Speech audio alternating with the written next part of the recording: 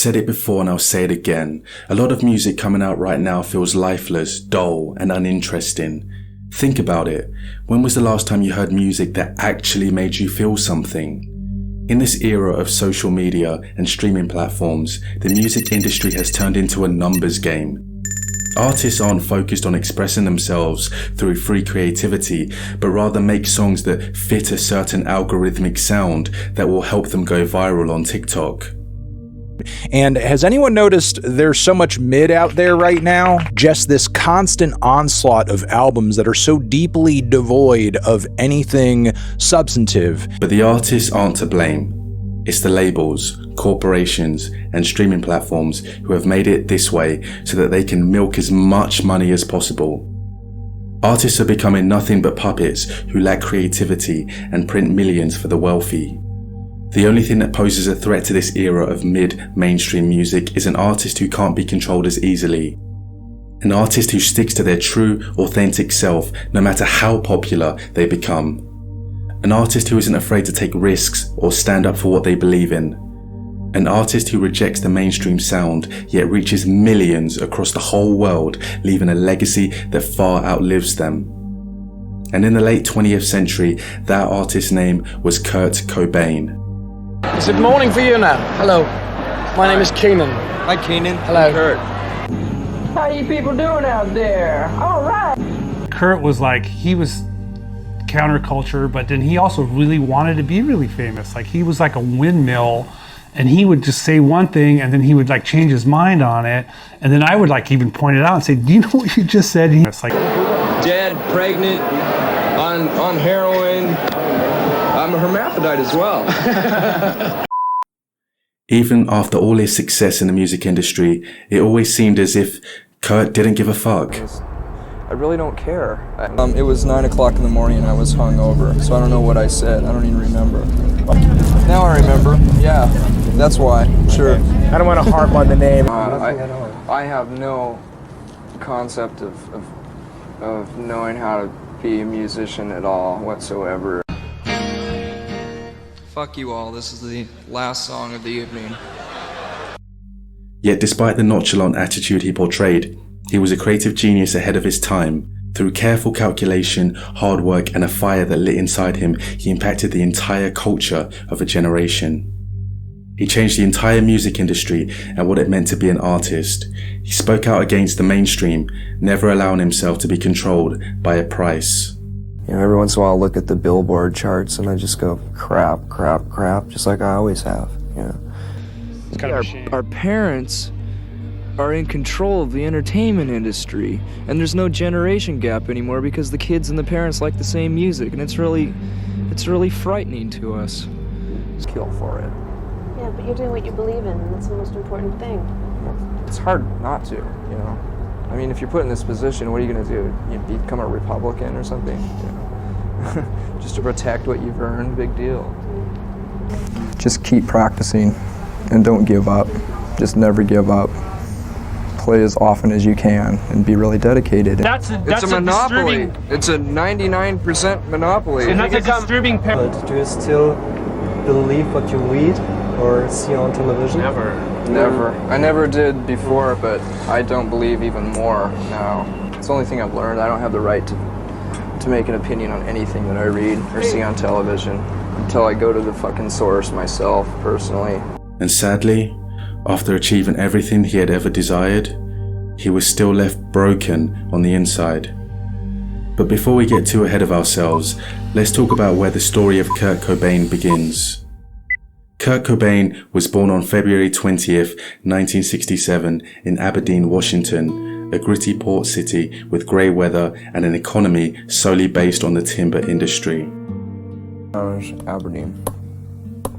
It's a coastal logging town in Washington State, and it's really secluded, and it's about 200 miles away from Seattle, which is the only really large city in Washington State. Born into a lower middle class family, Kurt's father, Donnie, was a mechanic and his mother, Wendy, was a waitress. Kurt grew up a happy child, but an extremely energetic one. He was diagnosed with ADHD at 7 years old and put on Ritalin along with sedatives to help him calm down and sleep at night. When Kurt was just 9 years old, his mother divorced his father, and just like any 9-year-old would, he blamed himself. Kurt was never the same after the separation, becoming depressed. Moving between houses, he began playing the guitar around and writing music in his room. He eventually started to outgrow Aberdeen and the mundane small town life. So for entertainment, he started experimenting with drugs in the 8th grade and became a full-on pothead by 9th grade. Vandalized, skipped school, smoked pot, smoked cigarettes, and that's about it. Unlike everyone else in his high school, he didn't want to become a logger. He wanted something different. I started to realize I started to understand the reality of my surroundings, which didn't have a lot to offer. Yes. Because it's such a small town, and I started to realize I couldn't find any friends that I was very fond of, or who that was compatible with me, with the things that I like to do. I liked to do artistic things. I like to listen to music. I could never find any friends like that. In March 1982, at just 15 years old, Kurt left his parents following a series of heated arguments and would go on to live in different homes with different families. The trauma of feeling alienated from everybody else at such a young age would always stick with him. There would never be enough money, drugs, fame, or love to reverse the damage that had already been dealt. Lost and confused, Kurt used music as his escape growing up. Probably the first band that I was really into was the Beatles, and then all that top 40 radio. And then after that, when I was about 4th grade, I was living with my father in Montesano. And one of his friends, he was a bachelor. He was a fresh, he'd just recently gotten divorced, and he was a bachelor. So one of his bachelor friends told him to get one of those subscriptions, and he didn't even open them up. He didn't even open up half the records that came, and they were just sitting there, in the plastic still. And one day I opened them all up, and there was some great music, Finally I got to hear Black Sabbath, the harder stuff that they wouldn't have played in Aberdeen, or on the radio in Montesano or Aberdeen, So I was just like, instantly a rock and roll fan, a harder rock and roll fan. But at a really early age, I wanted to be a rock and roll star. I wanted to play drums, ever since I got my first Beatles record. The Beatles, Black Sabbath, Led Zeppelin, Queen, Sex Pistols and Kiss were all among his favourite bands growing up. But at the age of 16, his music taste would forever be changed. On a summer night, Kurt attended a punk rock concert in a parking lot behind a grocery store where he saw a band called the Melvins, and he instantly fell in love with the punk rock genre. I was intimidated by really professional musicians, like heavy metal musicians who are very anal and technical, and promoted the fact that they can play good, and that made me not ever think of playing rock and roll realistically, or ever making a career out of it, or actually going for it and doing it. But when I heard punk rock, it made me realize that these people are a lot like me. They're just as sloppy and as bad musicians, but they still like passion and they like energy. And so it helped me start a band. It was the first time that I had seen an audience just get completely loose. To break down all that cool barriers, where people are trying to be punk or cool. Just 2 weeks before his expected graduation, Kurt dropped out of high school after realizing he wouldn't have enough credits to graduate. Upset that he had dropped out of school, his mother did not welcome him back to her house in Aberdeen, leaving Kurt homeless. Ironically, he ended up getting a job as a janitor for that same school he dropped out of. On the side, he still used music as an escape, practicing his guitar every day and night. When he wasn't working, Kurt would go to punk rock shows around Washington State, and at one particular show, he made a friend, Chris Novoselic. Sharing a love for the same music, Kurt would always try and convince Chris to start a band together, but Chris would always be hesitant. That is, until he heard a demo tape Kurt had made. Once Chris' mind changed, the two started going through band names, Ed, Ted, and Fred, Fecal Matter, and then finally settling on Nirvana due to Kurt's obsession with Buddhist philosophy. A quick Google search brings you to the definition: a transcendent state in which there is neither suffering, desire, nor sense of self. Though Kurt would later go on to say that the name Nirvana really had no significance at all. It was 9 o'clock in the morning and I was hungover, so I don't know what I said. I don't even remember. Well, the way it went that I read it was Nirvana means freedom from pain and suffering in the external world. That's just the Webster's dictionary. I mean, that's just right out of the Webster's dictionary. And you said, as far as you could tell, that's what punk means to you. So it was the perfect name. That's not why you chose the name then. Now I remember. Yeah, that's why. Sure. Okay. I don't want to harp on the name. It wasn't. Yeah, it doesn't matter. Okay. It'll be a household word in no time. We actually see Kurt showing this sort of apathy a lot, downplaying the significance of things and acting like nothing mattered to him. Whether he actually didn't care or if he was just being deceiving, that's up to you to judge. Anyways, once Kurt and Chris landed on the name, they went out and found their drummer, Chad Channing. And just like that, Nirvana was born. Kurt was still working as a janitor, but his mind would be focused on other things. He continued to attend local punk rock shows, and at one concert in late 1986, Kurt met his first true love, Tracy Marinder, the mother Kurt never had. I think you mothered him quite a lot. Probably, yeah, without really meaning to, but yes. I mean, do you think he kind of looked for a mother in a way? I think a little bit. Tracy doesn't get enough credit for how crucial she was in Kurt's career and eventually Nirvana's success. Moving into her studio apartment, Kurt ended up quitting his job, and in order to financially support them both, Tracy started working double shifts.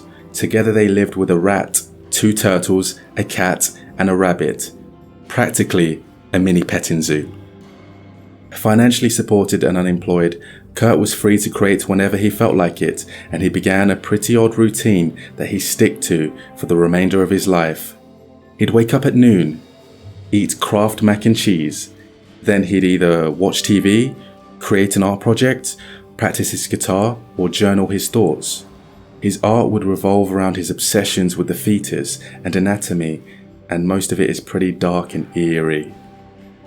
In his journal, he would write his deepest thoughts, including the state of music at the time and society at large. But most importantly, Kurt now had the freedom to start writing down lyrics and focus on the direction of Nirvana. So in a way you were the patron of Nirvana?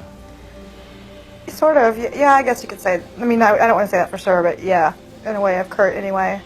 I mean, that helped him, I think, get successful a little faster than if he would have had to, work at a real job and support himself. And Nirvana was getting quite good. In 1988, the band started playing at small venues around the area and gained somewhat of a buzz. The energy that Kurt brought on stage was unmatched and the audience loved it. But this wasn't enough for Kurt.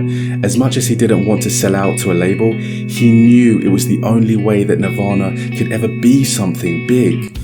So the band started recording demos with producer Jack Endino, who played it for John Poneman, who ran a record label out of Seattle called Sub Pop.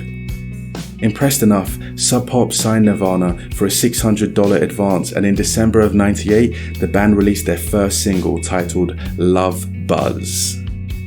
And soon after, with the production of Jack Endino, on June 15, 1989, Nirvana released their debut album, Bleach. Kurt liked catchy hooks and melodies, but also liked heavy distortion and bass, so the album blended punk, metal, and a bit of indie rock. You know what? When we were mixing it, we were really sick, and Kurt went down to the health department, and he got these codeine cough syrups, and we were just popping those, and we were just like in la la land. And then we were like hands-on producers, just cooking on this codeine joy juice. I think it had a big effect on how that record turned out. The album sold 40,000 copies and got good reviews, satisfying the label. But Kurt felt as if Nirvana should be way more popular than they were. So with the goal of selling more records, Kurt made some changes. he broke out of the record deal with Sub Pop and fired drummer Chad Channing, replacing him with David Kroll. We weren't very happy with Chad's drumming, basically. I mean, he has his own unique style, and it's appropriate for a lot of the songs that we wrote, but not for what we really wanted to do at the time. Right. I mean, Dave added so much more diversity, you know. Not only did he have perfect metronome timing, he hit really hard. He was able to go in between all the dynamics that we wanted to experiment with, and it was just perfect. In 1990, Tracy and Kurt broke up as Kurt wanted to be with someone who shared his love for music. And for a short while, he found his girl, Toby Vale. However, in November of 1990, they broke up, leaving Kurt heartbroken. Towards the end of the year, Kurt started doing heroin and channeling his pain into songwriting. Nirvana ended up catching the attention of Butch Vig, a producer out of Madison, Wisconsin, and together they went on to record 6 demo tracks, which they used to find a new record label. The band signed to DGC in April of 1991 and received a $287,000 advance. Immediately, the band got to work. Just a month later, Kurt and Nirvana arrived in Los Angeles to record their next album.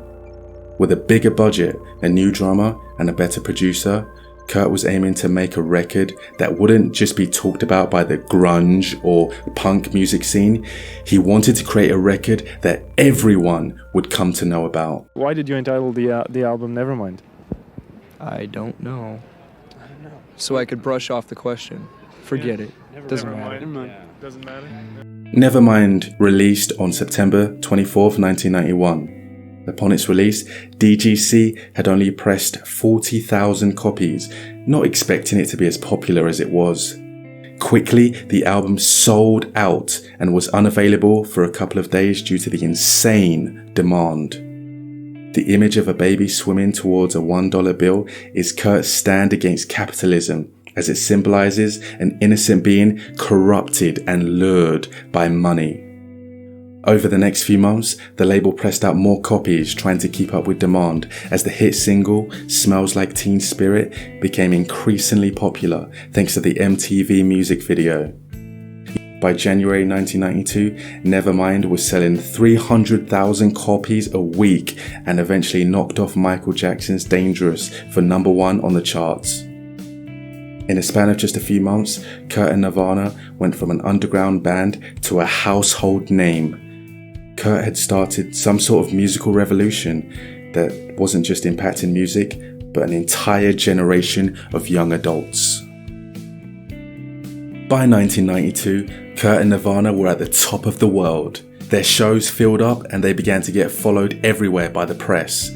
But Kurt tried his best to stay true to himself. On the BBC show, upset that they couldn't actually play their instruments live, Kurt went on to purposefully butcher the performance of Smells Like Teen Spirit and sung it a whole octave lower. Then on Saturday Night Live, Novoselic and Kroll kissed on live television in front of millions watching. It was very important to Kurt to stick to his punk roots and not be a sellout like the mainstream garbage he hated. I really can't think of any bands that are on top 40 right now that I like, you know. In fact, Kurt went as far as to stop performing Smells Like Teen Spirit at Nirvana's shows because he felt as if the song attracted an audience that didn't resonate with the band's true roots. In an interview with the LA Times, Kurt stated, "Famous is the last thing I want to be." Whether he was doing it intentionally or not, there was a brilliance behind his apathy. Because the less he cared and the more he downplayed his success, the more fans felt like they could relate to him, and it really just made him more popular. Common is just a punk thing, you know. We're white boy guitar-oriented rock. Nothing new. I mean, we have something in common with anything or any band that has electric guitars in their hands, you know, play drums. What do you like about them? Just the way that they're not into what everybody else is into, you know, they just sort of do their own thing. But whether he liked it or not, Kurt had to face the reality of his position. There was now tons of pressure and he wasn't ready to handle it. Following the success of Nevermind, Nirvana went on to play 100 shows in the span of 5 months, and it really got to him. He was also suffering from a stomach condition, and because he was always moving around, he never got a chance to see the right doctor, so he used heroin to help numb the pain. No, they never figured out what it was. I mean, most gastrointestinal doctors don't know anything about the stomach diseases. They just have a PhD, you know? They get paid a lot of money for pretending and prescribing you different drugs, and it's a total scam as far as I'm concerned. He began to use more drugs and journal less. He even stopped practicing the guitar and would often get high in his room by himself. I really was a lot more negative and angry and everything else a few years ago, but that had a lot to do with not having a mate, you know, not having a steady girlfriend and stuff like that. So that was one of the main things that was bothering me, that I wouldn't admit at the time, you know. So now that I've found that, the world seems a lot better for some reason, you know. It really does change your attitude about things. In February of 1992, Kurt got married to Courtney Love, the lead singer of the sensational pop group Hole. All of you people in this room to know that Courtney Love, the lead singer of the sensational pop group Hole, is the best fuck in the world. He finally had found someone who understood him. Courtney had endured similar traumas to Kurt, shared a passion for music, and would use drugs with him as well. Their wedding was small, just 8 people, with no family invited. What was really weird was that Chris Novoselic, Kurt's best friend, didn't even go because Kurt and Courtney didn't like his wife. After this incident, Novoselic and Kurt drifted apart from each other, and there was really no direction of the band anymore. Courtney ended up getting pregnant, and on August 18th, 1992, Frances Bean Cobain was born. I mean, 4 years ago, I would have said the classic thing, like, how dare someone bring a child into this life, you know, it's completely a terrible way to go, and, the world's going to explode any day and stuff like that, but once you fall in love, it's a bit different. But it wasn't all sunshine and rainbows for Kurt, because shortly after, a Vanity Fair article came out accusing Courtney of using heroin throughout her pregnancy. Other media outlets followed, attacking the couple, with one magazine called The Globe even showing a false picture of a deformed baby on their cover. Because of this, when Frances was just a few weeks old, child welfare officers removed the baby from Kurt and Courtney's care, and she wouldn't be returned until her 7th month birthday. This incident changed Kurt and made him more selective of who he did interviews with and cautious of who he surrounded himself with. The constant pressure from labels combined with the press scrutinizing him and Courtney was getting to be too much.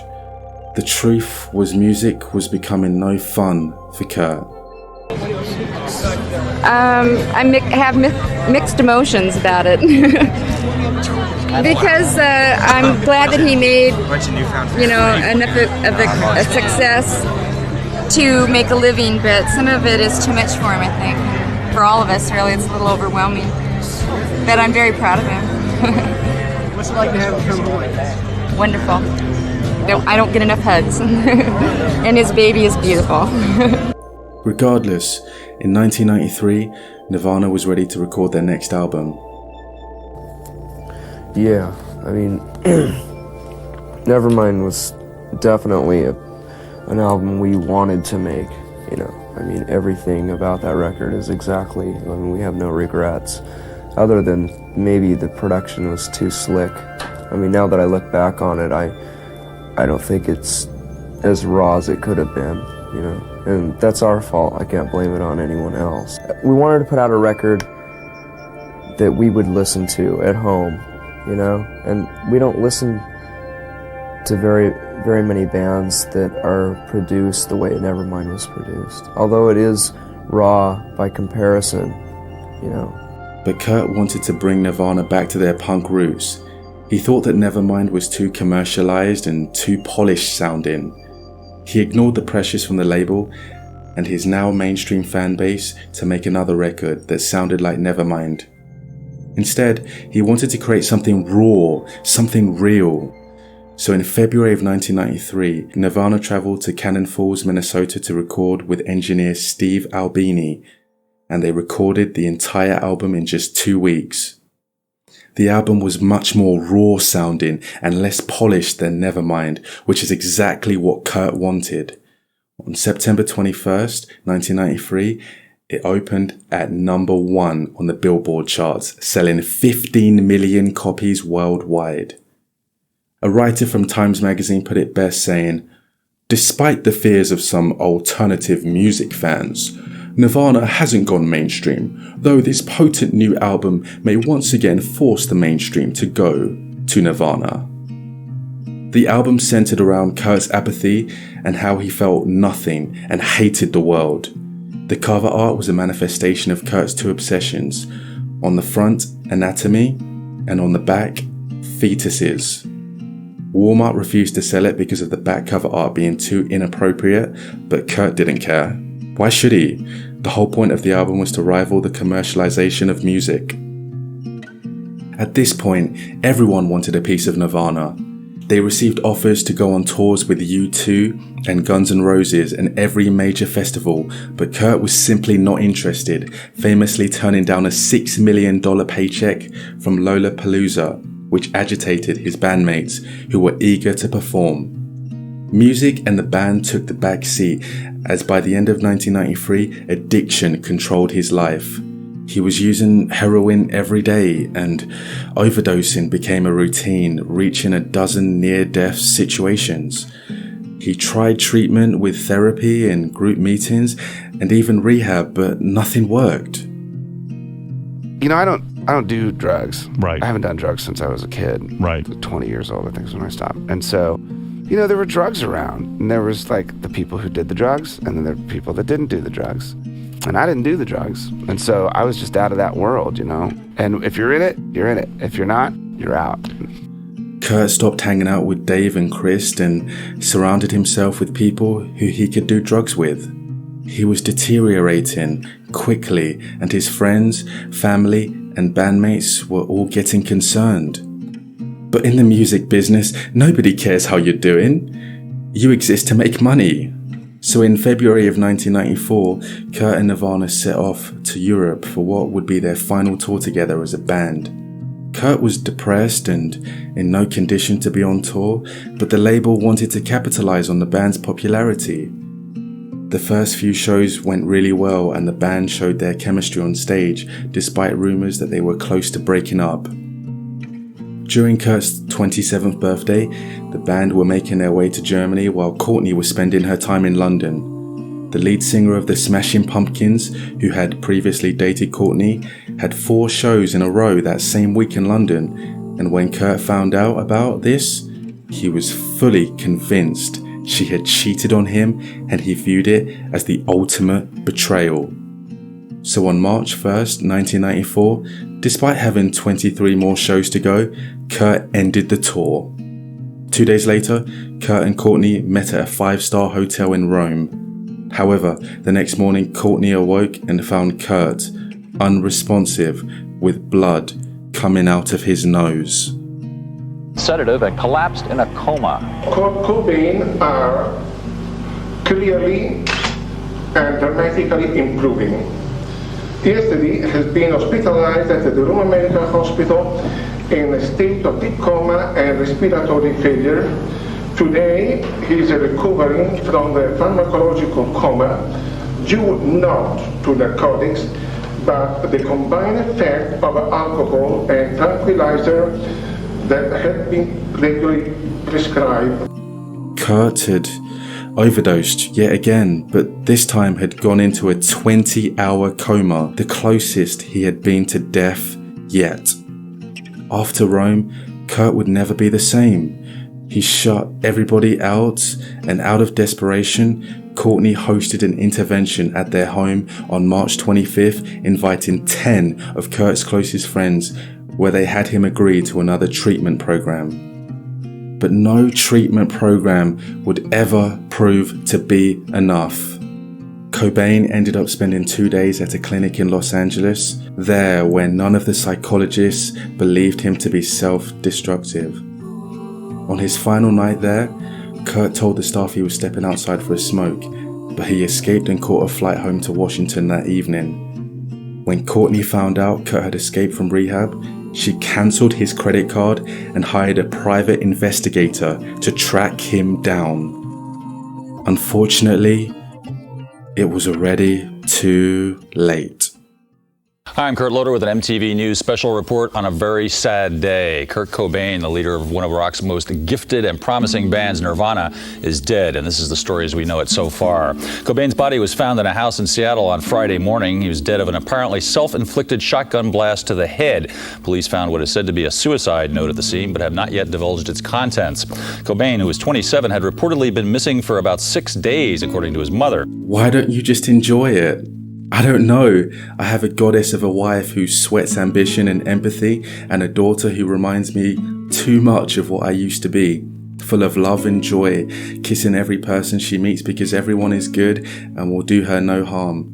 And that terrifies me to the point to where I can barely function. I can't stand the thought of Francis becoming the miserable, self-destructive death rocker that I've become. I have it good, very good, and I'm grateful.